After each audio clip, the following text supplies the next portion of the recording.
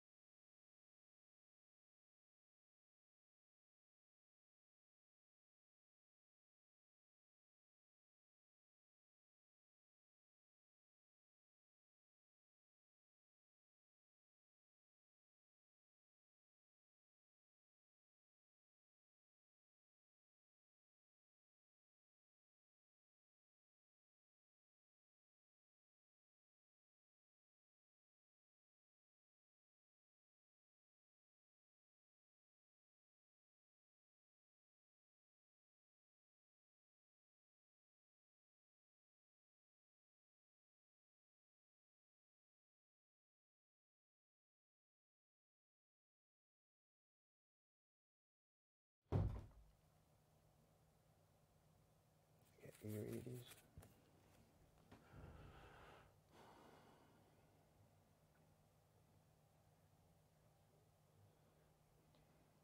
Welcome to the new season of Unfiltered. In an exciting new development, we are actually going live this year, which is why we are coming to you a little bit later than we expected, the joys of live television. I am joined by my partner in crime, William Marshall Mason. Welcome, Will. What's going on?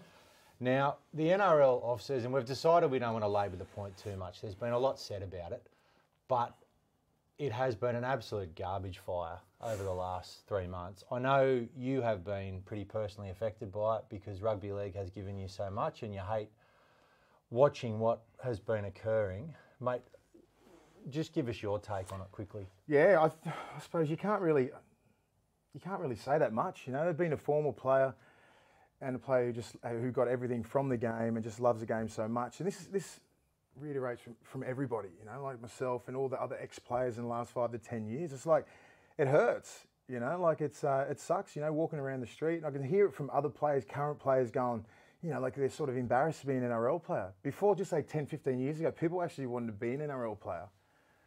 Them sort of whispers, you know, like when you're sort of in a club, oh, it's like that NRL player, that former NRL player or whatever. It's just like, it's not positive at all. So, you know, that's why it took us so long to actually film, because we didn't want to talk about all the bullshit that's gone on in the last 3 or 4 months. It's been horrible for the game, but, you know, as long as we can just eradicate and learn from this game, get rid of all them dickheads that are fucking up, and then we can get along with it. You know, it's got to be ruled with an iron fist.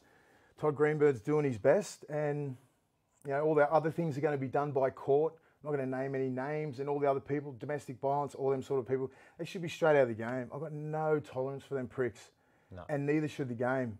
And I don't condone anything that anyone's done. I hate it. It sucks, but you know, the game will keep on going, and that's what the game needs to realise. And the fans need to realise it's a minority of people that are really tarnishing this game. There's 1,000 other people, 2,000 other kids that are doing the right thing. There's 10 people that just ruin it for everyone. Yeah. You know, there's so much good that the game does, but you know, it only takes 10 people to ruin everything, and then 10 people have cost the game so much. Yeah. What the game's been built on and everything like that. So it does suck. We've got a lot of ass kissing to do, and I feel for the players now because they're the ones that they're going to have to rebuild it. Well, hopefully it's a big wake-up call for the current crop, and we've chosen to be positive as we can about this year, and that leads us, I guess, to what the NRL is for, and that is rugby league. Now, the games kick off tomorrow night. We've both decided on what we think our top 8 will be and what the sides that we think will do particularly well this year. Let's start with the top 4. Who do you think are going to be in the top 4 this year, based on roster and trial form? And usual suspects. I think it's going to have to go hard to go past the Roosters. They've gotten better from last year. It's the only club that's gotten better. They've got Brett Morris to replace Ferguson. They've got a couple of young forwards. You know, you've got Angus Crichton, a New South Wales player, just on the fridge and getting the green and gold jersey last year. So they look amazing. That backline is ridiculous. If they play every single game up to form, up to scratch, I don't see anyone coming near them. I'm going to have Melbourne in there. I'm going to have the Broncos, and I'm going to have St George. St George? Yeah, I think so. It's their year. If they can't win this year, they've bought quite well, but I'm still not sold on Widdop. being in the front line because I don't think he's as quick as your Tedesco's and all them sort of players. It's just, Corey Norman? Corey Norman, I'm not sold on Corey Norman. I think he has to earn his stripes. But a couple of years ago, he had a great year. And then, last couple of years, he's fell off. So I think he's looking to regain that form and just put some promise in the old faithful down there, the Red V. But yeah, I'm not sold on Widdop being at fullback. I think he's a waste of talent back there, and I don't think he's quick enough to be that guy around the back. You got to look at guys like Tedesco. He's set the bar so high with the amount of work rate that he does. With him around the back, the amount of 3-on-2s that he's going to cause, and he causes other teams.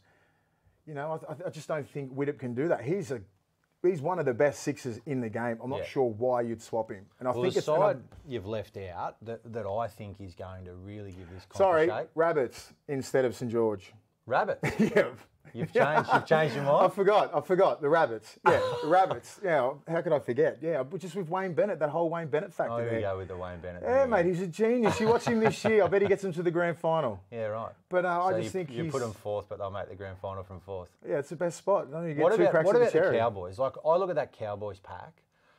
Last year was the year everyone, they were almost premiership favourites at the start of the year. They lost Jordan McLean. There was probably a little bit of tension, not tension, but just there were rumours that things weren't that happy up there. Coaching. Thurston was on the 26-week farewell tour. Yeah. The Cowboys this year with the pack that they've brought in Josh Maguire. They've got Michael Morgan, who I think is going to be enormous. We'll talk about that later. Yeah. I think the Cowboys will give this a real shake. I think, last year everybody was tipping Penrith. Everyone was tipping the Cowboys. The Cowboys are very disappointing. To see JT to go out like that on his farewell tour, not to make the 8 with the cattle that they have. You know what I mean? Like Taumalolo can only do so much. Yeah. He's giving you 200 metres average a game. He's busting everyone to bits.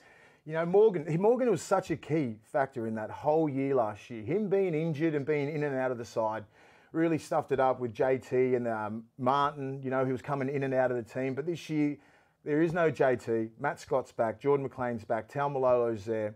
Look at that pack. That's just 3 guys you can build a whole team around. Matt Scott's probably 1 or 2 years left in him. They tried playing Taumalolo in the middle, on the edge during the trials, and it didn't seem to come off that well. The only thing is that with the Cowboys is there too many middle forwards and not enough edge forwards. That's the only thing. Well, look, you got Maguire, and he's a middle guy. He can't be on an edge, Maguire, because he's the same sort of player. Yeah. He's similar. He's just that worker. He will just tackle everything. He'll give you a 20-20 every game. 20 hit-ups, 20 tackles plus. He'll do he's one of the hardest working guys in the game. So I'm not sure. It's a good problem to have, but they better figure it out because before it'll be round 10 and you don't want to be, you don't want to be 5-5, put it that way. With that sort of roster, they need to be at 7-3. So I don't know. They've got some good problems, but I think their outside backs might let them down. Yeah. Look, McDonald's a big buy for him. He's a big body and he takes the ball up. Jordan Kahu's a good buy. So centres. Now, centres. Who's in the centres opposite from the Broncos? So, they're very young and inexperienced. Where they've really relied on their centres. Lynette's been there for the last couple of years with JT and Cooper on that left edge, which has been so dynamite. With Lachlan Cooter around the back. Now it's a little bit of let's be honest. All the centres have got to do is just run off the back of their forward pack and Michael Morgan and score tries. It's not hard being a centre. Now, the sides that will be pushing the top 4. I think you've got the Sharks, the Knights, the Dragons, and the Rabbits. I think they'll be the Rabbits. You got them outside the 8. I've got them outside the 4. I've got them making the top 8. Okay. I think Cronulla will take a little bit of time to gel with Sean Johnson. I think he's been such a mercurial player for so long. That side's going to struggle. Like the Warriors know what he does. So much pressure on Sean Johnson. Yeah. He's been like the pin-up boy for New Zealand Rugby League for the last 10 years, and people have just been waiting for him. There's greats like Andrew Johns and that, and I speak to him all the time. They're like, every time he plays, they're a chance of winning. And the amount of pressure that's been put on him is no different than Andrew Johns and Jonathan Thurston and all them Cooper Cronks been put on. It's not like he's any different. It's just he's been put in New Zealand. He's been the pin-up boy for New Zealand. Now he's in Cronulla. All that bullshit's gone. It's time to show up. He's played over 200 games, 20 tests, all these things, all the experience. He's not a kid anymore. So there's a reason why New Zealand weren't really that fussed in letting him go.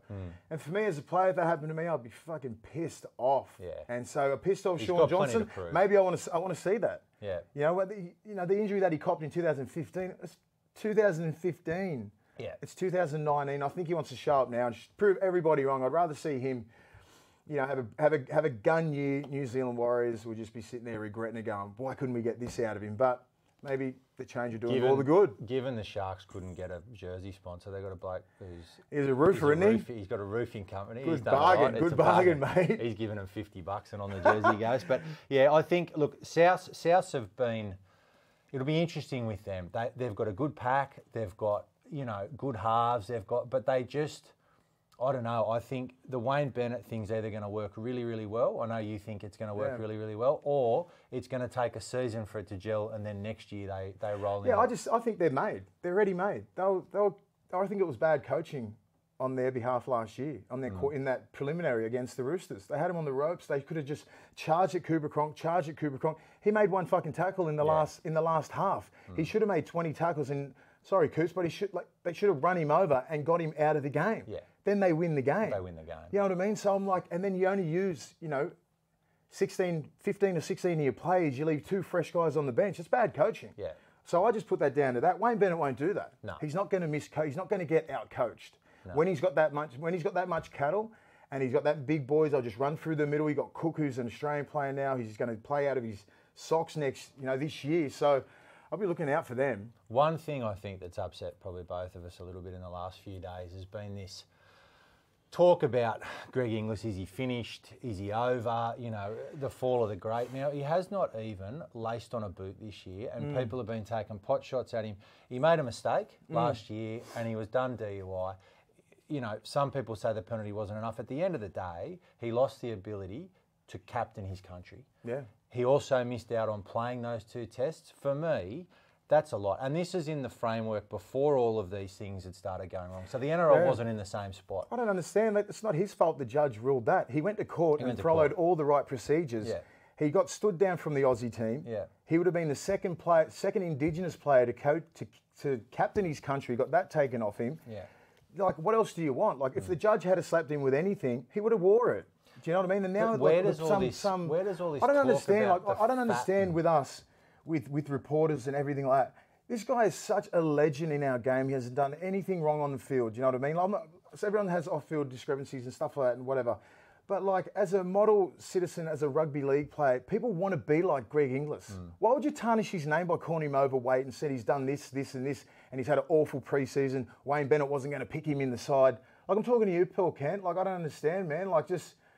He hasn't, give him at least 5 games. And if he's overweight and he's playing bad and you hear all these little whispers, then you grill him. He knows that. He understands that. But why would you come out and bag legends for? He's such a fucking legend in our game, and what he's done for our game in the Indigenous community is unmatched. Him and JT in the last 10 or 15 years been carrying that on their back. And I understand if you give him 5 to 10 games or whatever. Last year, he finished the year as Australian captain. Yeah.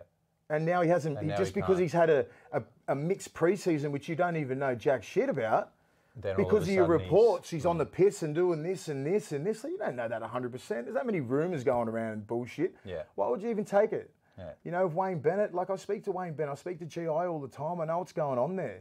Yeah, he's fine. And it's the same people that were saying that he was brave coming out with his mental health battles, at the end of last year, and they're the first ones sinking the boot in, which is a bit rough now. Well, Paul Kent's, he's got every right to say whatever he wants. Yeah. Just give him 5 games. Don't come out and slam him now. He hasn't even started the year yet, and you're writing him off. Yeah. Don't go up against Latrell. Loz was saying that. Come on, man. It's a bit rough. It is a bit rough. It's a bit rough. I would understand if GI come out and he was overweight and he was playing average. GI would be the first one to say that. Yeah. He looks all right to me. Now, I've got one player who I think is going to be... it's not a make or break year, but I think this will be his standout year, and that's Michael Paul Morgan. Kent. I don't fact check, so I'm just going off the top of the head, mate. I think Michael Morgan this year, he's led the Cowboys to a grand final without Thurston before. I think this year he will stand up and he will be the playmaker that everybody. He's Australian and Queensland. He's an incumbent Australian. Yeah. I think it's going to be his year. Now you've picked a player that you think is going to take the NRL by storm. He's not a household name yet, but I just think David Fifita Jr. will play Queensland this year. He'll be pushing for an Australian He's a Queenslander, which sucks. I mean, I'd love to have him in the New South Wales ranks, but like an actual Queenslander or one of their yeah, he is ones? he's a proper Queenslander. So it's you know, whenever we thought that they were running out of forwards, he just pops up out of nowhere, 6'4", 110 kilos, can run a sub 5 second for 40 metres. He's got all the intangibles of being one of the wrecking balls in the game. You know, he can attack both sides of the ruck. I've seen him. You know, he's a left and right arm carry. He's got that much skill. He's as quick as a back. Hits like a truck, 19 years old. Yeah. You know, like it's just got, if he falls anything short of 250 games, 20 tests and 20 origins, he's disappointed himself. Yeah, right. So that's the praise that I've got on him. No pressure. No pressure. It's all right. It's not that hard to do, trust me. Please. Their first game is actually against Melbourne, down in Melbourne. Yeah. We'll just go through each of the games in the round. Yep. Who do you think will win and why? I think Brisbane will win. I think Melbourne will, obviously they've lost Billy Slater. He's a massive, massive part of that team. The fullback, Jerome Hughes, has come in. The young Drinkwater got injured, which is such a shame because I think he was learning off Billy all pre-season. Cameron Smith might get him through the game, but I think the Brisbane forwards, as I said, they've got them young kids, them young bulls. Tavita Pangai Jr., Alex Glenn had some great trial form. You know, Lodge, all these young bulls, man, they're coming at you, and they're young and they're hungry and they don't give a shit about anyone else. I can see it in their eyes, and they just, the way they train, they've got a really good culture up there. Darius Boyd at the back, you still got Roberts and all these strike force, Oates and, you know, Nicarima, Milford.